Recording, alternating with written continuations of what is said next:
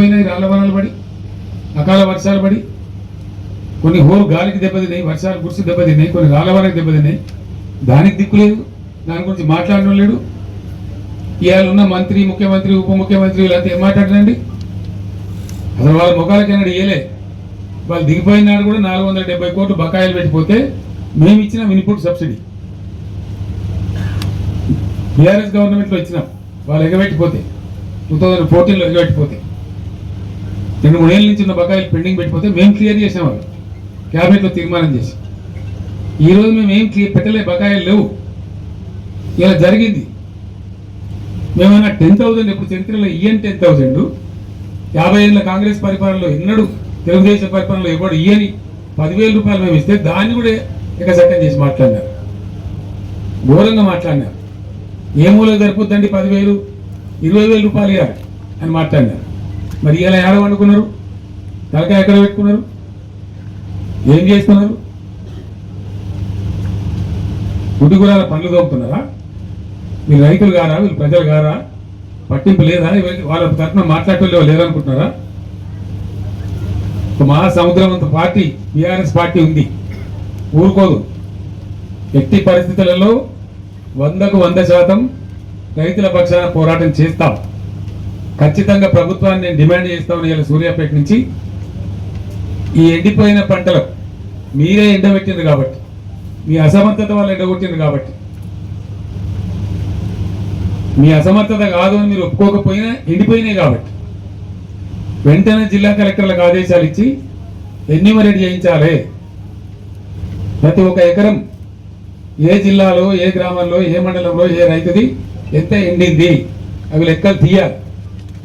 And ఖచ్చితంగా ధరలన్నీ పెరిగినాయి కాబట్టి, భారమైంది కాబట్టి ఇక 25,000 రూపాయలు నష్టపరిహారం ప్రతి రైతుకు ప్రతి ఎకరానికి చెల్లించాలి. This is our demand. చేసేంత వరకు మిమ్మల్ని వేటాడతాం, వెంటాడతాం, ధర్నాలు చేస్తాం, నిద్రపోనీయం.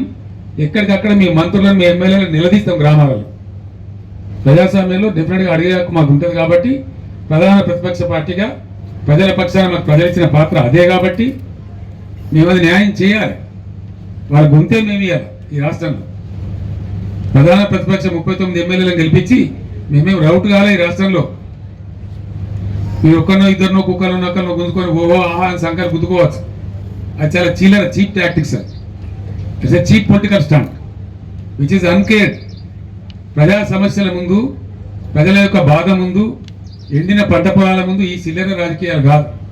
ఇవి నడుస్తూనే ఉంటాయి, దీని పెద్ద ఇష్యూ కాదు. కానీ ఎండిన ప్రతి ఎకరాను మీరు వెంటనే ఎన్యూమరేట్ చేయించాలి. మా బీఆర్ఎస్ దళాలు తిరుగుతున్నాయి, మేము ఎన్యూమరేట్ చేస్తూ ఉన్నాం. మా మంత్రులు, మా మాజీ మంత్రులు, ఎమ్మెల్యేలు, ఎంపీలు ఉన్నోళ్ళంతా మా ఎమ్మెల్సీలు తిరుగుతూ ఉన్నారు. ఖచ్చితంగా తీస్తాం, లెక్కలు పెడతాం, మిమ్మల్ని బజార్లకు ఈడిస్తాం. 100కు 100% మీ చేత కక్కిస్తాం. అది మీరు కట్టి తీరాలి, ప్రభుత్వ బాధ్యత. ఆనాడు మేము ఇచ్చినాం, మమ్మల్ని ఎక్కసక్కలాడిన మీరు. ఇలా మేము డిమాండ్ చేస్తా ఉన్నాం 25,000 రూపాయలు ప్రతి ఎకరానికి కట్టి ఇవ్వాలి. దానికోసం డెఫినెట్గా మిషన్ భగీరథ నీళ్ళ సప్లై కూడా వెంటనే పునరుద్ధరించాలి. కరెంటు కూడా ఏముందండి నాకు అర్థం కాదు. పెద్ద భూగోళిక అసెంబ్లీలో ఉపన్యాసాలు చెప్పినారు. కరెంట్ అప్పులు చేసింది, కరెంట్ అప్పులు చేస్తా. అది ఎవరి కోసం చేస్తుందండి? కరెంట్ అప్పులు చేయాలి, ఎందుకు చేయకూడదండి? నేను అడుగుతా ఉన్నా. రైతాంగం పంటలు నిలబెడతారా?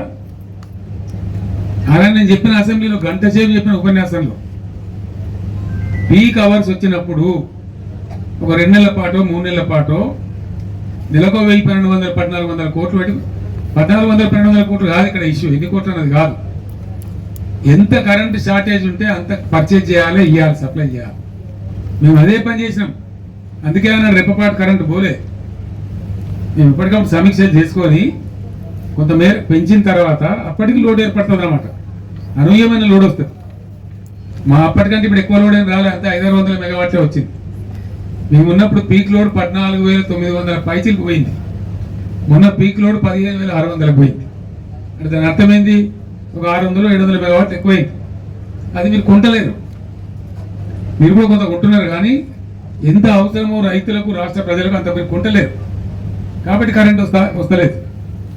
చాలా మంది రైతులు నాతో చెప్పినారు, ఎందుకు కాలుతున్నాయి మోటార్లు? మొన్నటిదాకా 8 ఏళ్ళు కాలని మోటార్ ఎందుకు కాలుతుంది సార్? చాలాసార్లు వస్తున్నది పోతున్నది, వస్తున్నది పోతున్నది. రోజులో 5 సార్లు 6 సార్లు 7 సార్లు వస్తున్నది పోతున్నది. అక్కడక్కడ మామూలు సభలు మాట్లాడుతూ పోతా ఉన్నది. ఇదే జగదీశ్వర రెడ్డి గారు సూర్యాపేట సభ నల్లగొండలో సభ మాట్లాడుతుంటే 5 సార్లు పోయినప్పుడల్లా బయట కింద కూర్చున్న వాళ్ళంతా జై కాంగ్రెస్ అంటారు. ఇది పరిస్థితి. అయినా మీకు సీమ కుట్టినట్లేదు, మీకు బాధ లేదు, ఇబ్బంది లేదు. ఈసారి బడగాడుకుంటాయని చెప్తున్నారు, భయంకరమైన కాడుకుంటాయని చెప్తున్నారు. అయినా పట్టించుకునే పరిస్థితి లేదు. కానీ మేము మాత్రం ఊరుకునే పరిస్థితి కాదు. ఎట్టి పరిస్థితులలో మీకు అసలు పట్టింపే లేదు. రైతులంటే రైతు బంద్ చేయడానికి పెద్దగా హరికోస పెట్టినారు. వాళ్ళను వస్తుందా రాదా ఒక భయంకరమైనటువంటి పరిస్థితి తెచ్చినారు. సాగునీరు గూడలో విఫలమైనారు, తాగునీరు గూడలో ఘోరంగా విఫలమవుతా ఉన్నారు. ఏం కారణం? ఇప్పటికైనా మేల్కోండి.